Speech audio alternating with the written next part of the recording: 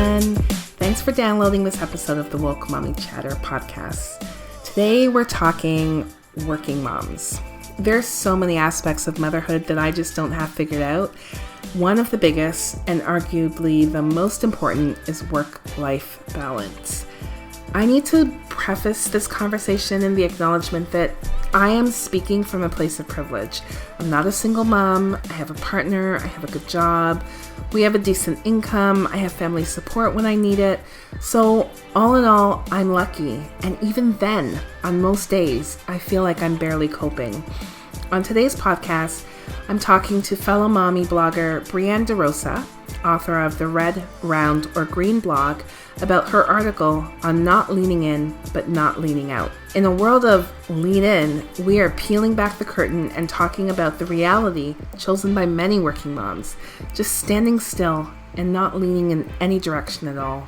I saw your article. A friend of mine posted it on her page, and I read the headline, and then I thought, oh my God, and I clicked on it and I read it, and I felt like your words just it described exactly how I feel, how I felt for such a long time. You know, it's funny, this internet writing thing, you never know what you're putting out into the void and who's going to need to hear it. Yeah. And, sometimes you put stuff out there and you're like, is this thing on? And then that's really so nice. True. Yeah. And it's just nice to hear, for me personally, it's really an honor to hear from people who are like, no, man, you spoke the words I needed that day. I feel like, so your article, I've had conversations like that with colleagues and with friends, but I think your article just kind of packaged it really nicely and framed it really nicely. I don't know. I wanted to start by just talking about the day. Like so I have 2 kids, husband, I work full time. It's a long commute. I do the blog, but I do that kind of for me because it's like my therapy. And then we have soccer and dance and Kumon and like a whole bunch of other stuff. So what's your busy mom story? What are your days like? And you described it a little bit in the article, but I'm sure there's more to it than that. So what's your hectic day like? Yeah. So, I mean, the day is, getting the kids off to school and, and there's a dog in the mix, which is always like, yay, that's, people are like, oh, it's a dog. I'm like, no, it's like a third child. I don't think you understand. And it never leaves. So it's, getting up, getting the kids out the door, getting, walking the dog, making sure everybody's fed, everybody's got their stuff, the whole mom thing. And then I come home and I mean, basically the clock has started, right? Because now that I'm a work from home mom, my valuable productive hours are really crammed into that time where the kids are at school. So I'm like, okay, clock starts. I have 6 hours, or if it's a day where they're staying after school for an activity, I've got 7 or 7.5 hours to like make it count. So I'm doing that and, trying to just cram and work and, conference calls and, Google Hangouts and pushing content and doing all the stuff. And of course, in the middle of that, the problem with working from home is, hey, you've got a house that's around you and you're totally cognizant the whole time of like, oh my God, this house is filthy, So instead of a lunch break, it's like, okay, this is the laundry break. This is the, cleaning off the counters break. This is all the things. And then, yeah, I mean, you've got it. I'm an orchestra mom. One of my kids is a serious musician. So he's like, 4 or 5 days a week, got lessons and rehearsals and stuff. My kids are in drama club. My younger one's got flag football. It's that thing. And I blog and I actually sing with a really high level chorus. We sing with the State Philharmonic and stuff. And, so I'm at rehearsals and performances several hours a week myself. So it's just kind of a madhouse. Oh my God. I wish you could see my face right now. I'm so tense. I just feel tense for you. What do you do to But you know relax? what? Well, I mean, the singing thing, that is my that's my Mm-hmm. relaxing thing, right? Like you said, the blog is your thing, and blogging Mm-hmm. is also a thing for me. But going and making music with other people, as much as it's another time commitment, it's amazing. That's like my me time. Yeah. So I guess let's start at the beginning. So we've all heard, Sheryl Sandberg and the Lean In book, and she's kind of got, she's gone through some things now, so she's kind of gone back and revisited that philosophy. But at the time it came out, I just remember being really annoyed by that book because it was everywhere and everyone was using that language. And I just felt like there was something wrong with me because I didn't want to lean in, but I don't think I had the words to frame it as you did, as in not quite not leaning in, but not quite leaning out at the same time. Like all I knew was I didn't want to lean in. I didn't want that. And I remember at my work, like we had like a women in motion group and a whole bunch of other stuff. And it's like, I don't want to be part of that. I just want to get out of here at like 4 and get home in time to spend some time with my kids. Like that's all I want. How did you make that transition from being a working mom, as in working in an office, and having to deal with all that pressure around advancement and commitment to the job and wanting to kind of excel in your role? How did you make that transition to just saying, you know what, I'm done, that's not for me, I'm going to kind of take matters into my own hands, I'm going to work from home so I can be more present, be there for my children? What was that like? Um, it was really stressful. It was really scary because you're right. The dominant narrative, even now, I made the leap about not quite 4 years ago. And then even more so. But even now, the dominant narrative is that we as women are supposed to devote ourselves 100% to whatever it is we're doing, right? And you can't sort of, if you're at work, you have to be the best, right? You have to be the most committed worker. You have to constantly kind of be proving yourself, is what that whole lean in thing was really about. And trying to be something outside of that was really hard. So it kind of started from a place of, I had been in this position for a while and I was definitely a square peg in a round hole. Um, and had been pushing for a while to just get some breathing room. That thing of, like you said, just wanting to be able to get out of here at 4 o'clock so I can actually see my kids. Like, Mm-hmm. it was begging, borrowing, stealing, going, hey, you know what? I don't care. I'll come in at 7 a.m. Like, just so I can leave and not have them be at daycare until like dinner, Yeah. Um, and finding it really hard, bumping up against that constantly. And I, I was increasingly becoming sort of marginalized in the workplace, right? Because I had bosses and coworkers who thought nothing of, yeah, let's go to that, team building conference in Las Vegas for 10 days.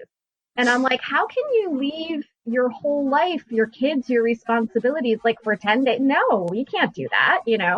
Um, or 5 days or even 3 days can be really hard to manage. And so this constant sort of, no, you've got to be married to the job. You've got to be wanting to always go out for drinks with coworkers, and you've got to be wanting to stay late all the time. It didn't work for me. And so I was getting kind of pushed aside. And I was feeling really stressed. I mean, by the end, I was leaving meetings to literally throw up. I was so angry and ashamed really when I was at work, feeling like there was something wrong with me. My husband was, he was like, you can't go on like this. And I said to him, the thing is though, what's the alternative? I can leave this job, but I'm going to go find another job where it's like, I can't see how this is going to be different unless I'm willing to completely undercut my worth and go for a super low wage job where I can, be on shift work or something, or like a casual part-time thing that's below my skill set and below what we need for pay grade and quality of life. Like, I don't see how I get off this treadmill. And he was like, you need to go out on your own. And at first I thought he was crazy, but the big kick in the pants for me was that, besides my own mental health and family quality of life, my older son actually has mild special needs, and not being able to come home right after school and be in his own environment and be with me and have, that time to decompress was really bad for him. And, the day that my boss said to me, well, why can't you just hire a babysitter to take care of him instead? Was the day that I felt like, I can't. And I said to my husband, I feel like I'm going to sink us if I try to go out on my own. Like, that's crazy. Give up a decent salary and benefits. And he was like, but what do you want? And I was looking at my son and I was like, he deserves me. And that was what really gave me that strength to push and say, no more. But sadly, I look back now and I'm like, okay, I was vomiting at work, stress vomiting. And that wasn't enough for me to take care of myself. Yeah. Because which is problematic. Yeah. But it's like you said, there's so much, I can imagine how scary it is. I mean, I don't feel I'm in a position where I haven't kind of hit the edge yet. I'm sure I will at some point, but making that conscious choice to walk away from, a decent job with benefits and pension and all that stuff to go out on your own, of course, that's scary. But I think it's interesting you said you felt angry as well. And I find that interesting because it's like there's this, for a lot of women, there's a desire to want to be home, and it's not even about wanting to be home. There's a desire for flexibility in work. And I think sometimes when you're not getting that and you're not making any headway or progress in being able to convince employers that you need that, there is like a level of resentment that builds and builds and builds and kind of bubbles over. Because it's like, well, how does everyone manage? And why can employers see that this would be a great benefit to them, not only to me, but to them as well? Because certainly, like you, I'm sure, could not have been the only person in that situation in your workplace. Yeah. And I think, that's the $1 million question for me, is why in certain work environments, flexibility is so hard to come by. And I will say I was able to eventually negotiate that I could leave at 4, which was helpful, but it was so difficult to get there, and then, then it was, I actually, my manager said to me at one point, I've noticed that, when you have to work from home for various reasons, it seems like you're way more productive. And I said to her, yeah, I really am, in this particular job, the functions that I need to do, a lot of it was writing, a lot of it was, solitary kinds of work. And I said to her, being in kind of like this open plan office where there's constantly people coming in and out and everybody's interrupting each other all the time, it can be really difficult. Whereas if I'm like working from home, I can get a lot done. It's just me. I have the quiet that I need. And there's also that flexibility thing, right? Where you feel better about being a working mom, because you're like you have that 1 or 2 days a week where you're at home and it's just, you can be more restful. You get those commute hours back. You feel like there's more space in the day to just throw in that load of laundry or, chop the vegetables for dinner. And I said to her, it'd be great if I could do this more often. And she was like, yeah, no, you can't regularly work from home. And I'm like, you just told me that I'm more productive when I work from home. And she's like, yeah, but we don't want to set a precedent of people working from home. Right. Which, it baffles me, because I think companies are losing the best of their workforces, not even just women, right? I mean, families matter to men too. Work-life balance matters to everyone. And the idea that it's about face time at the office, how many hours you put in a certain location versus how much value you can provide to the company and how happy you can be about your work. Like, to me, that's just crazy. Yeah, I agree completely. It is a bit, it's short-sighted, really, is what it is. What do you think the answer is? So I'm thinking about it, and it's almost like twofold. Is it the corporate world evolving to a place where it's okay to not want advancement? It's okay to kind of just be in your role and excel in your role and adjusting to that? Or is it more along the lines of workplaces evolving so that women and men who have families or things going outside of work are able to progress, climb the ladder, but those roles at the top are also have that flexibility and also have that that level of accommodation, so that you can fit in things that matter to you. Maybe it's a bit of both. Yeah, I mean, I think it's both. I think you're right, because there are always going to be people who thrive on advancement. And I think that's great. I think that's okay. And in a different point in time in my life, I might, become one of those people again who's like, yeah, hey, I would like some new challenges. I would like to really advance and climb the ladder. Maybe I want to be an executive director someday, not while my kids are at home, not while they're young, but maybe someday.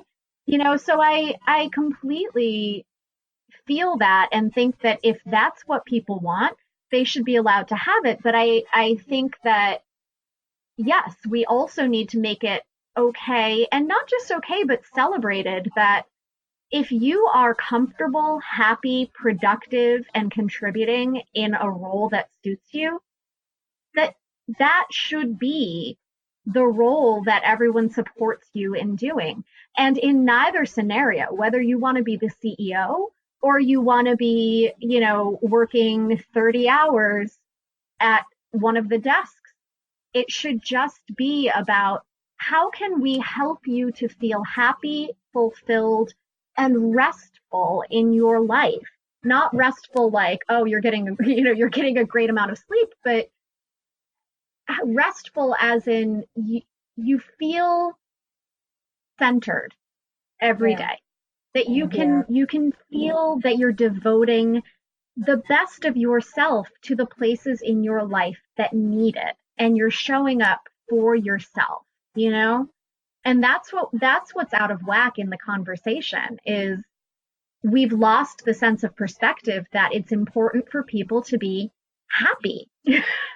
And what does happiness look like, and what does it take to get there? Yeah, we've lost that sense of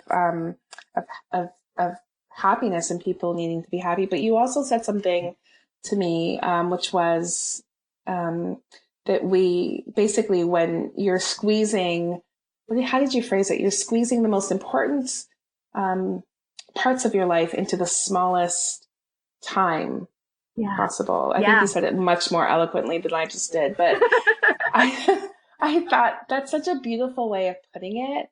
And that is about value. And that's where your value is as a mother, as a parent. Your value, you want to spend time with your kids because they're only little for a certain amount of time and they need you. But it's like work in a way.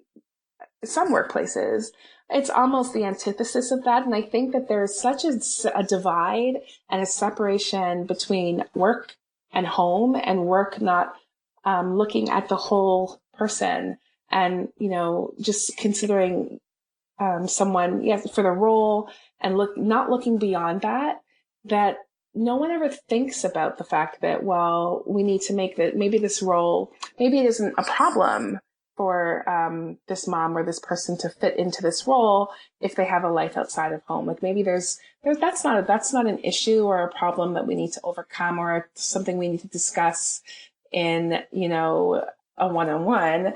It's what's the value that they're bringing to that role, and how can we make sure that we're supporting them so that they're happy and so that they're able to give to their loved ones as well.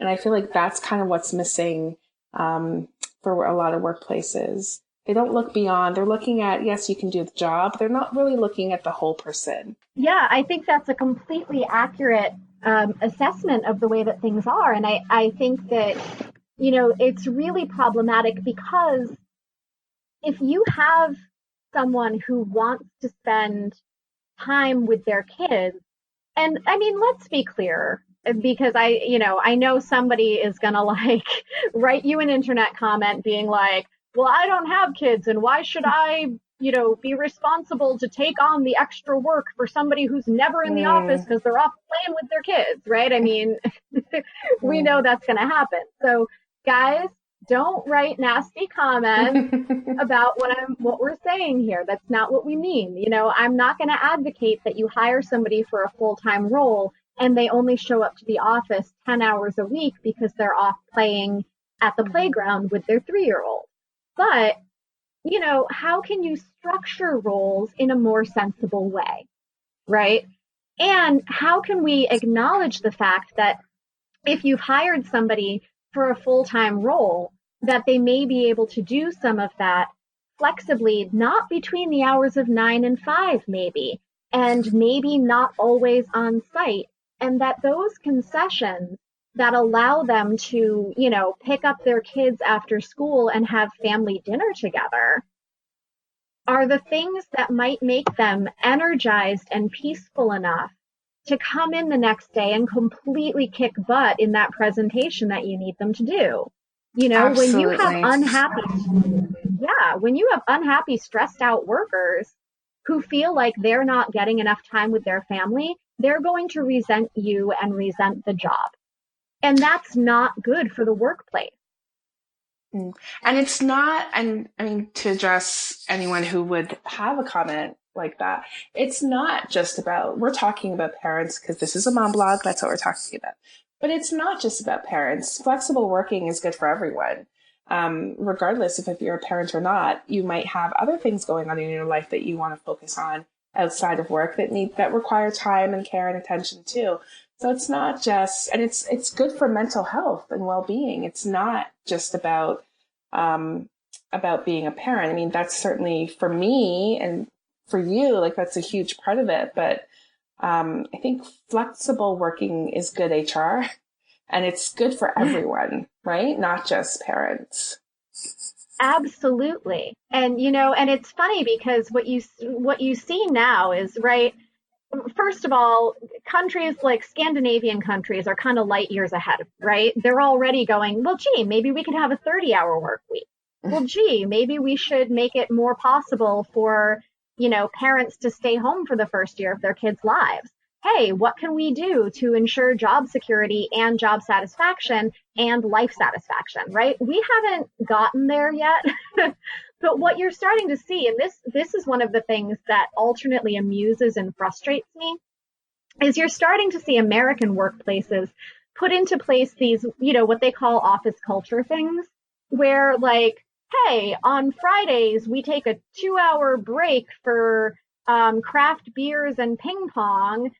before we go back to work, or hey, we have the ice cream truck come up and deliver free ice cream every other week during the summer, and everybody spends the afternoon eating ice cream, or like continual office parties. Hey, every week is some excuse to bring in a big lunch and have everybody, celebrate everybody's birthdays.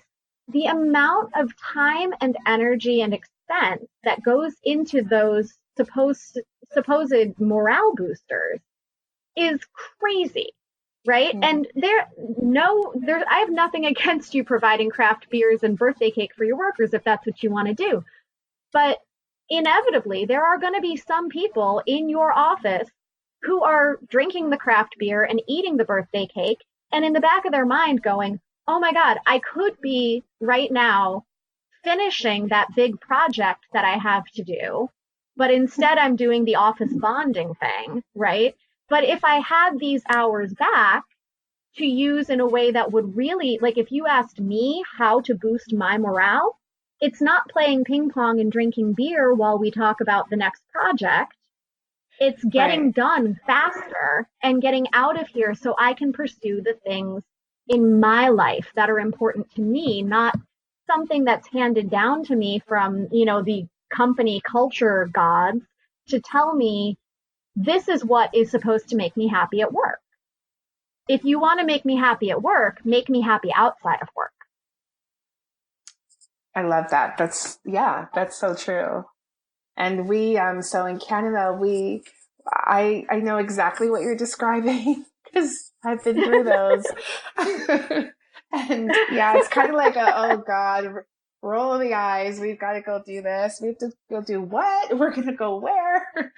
So yeah, I know exactly what you mean. And I 100% agree that there could be more productive ways to spend those hours or to give your employee back those hours. That's for sure. Yeah, or, just even solicit your employees' feedback on that, right? Like, at least find out, do they want that or do they just want more flexibility? What does work-life balance look like in a ideal world to you?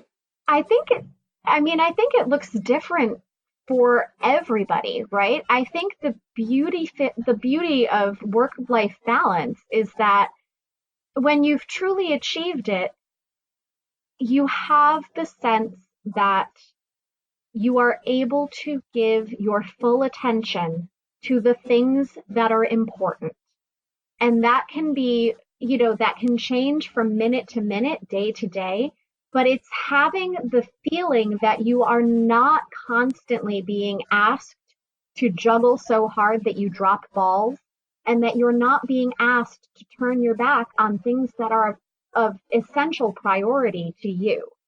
Make sure to tune in for part 2 of this conversation with Brianne next week. Disproportionately speaking, women of color in particular are going to have a lot less opportunity and choice in a lot of communities. The choices are not always theirs to make. If you enjoy listening to the show, be sure to subscribe so you get automatic updates of new episodes every Tuesday. Don't forget to follow Woke Mommy Chatter on Twitter at @WokeMommy, on Instagram, and follow along on Facebook at Woke Mommy Chatter. If you'd like to get in touch, have feedback, ideas for the show, drop me a line at wokemommychatter@gmail.com.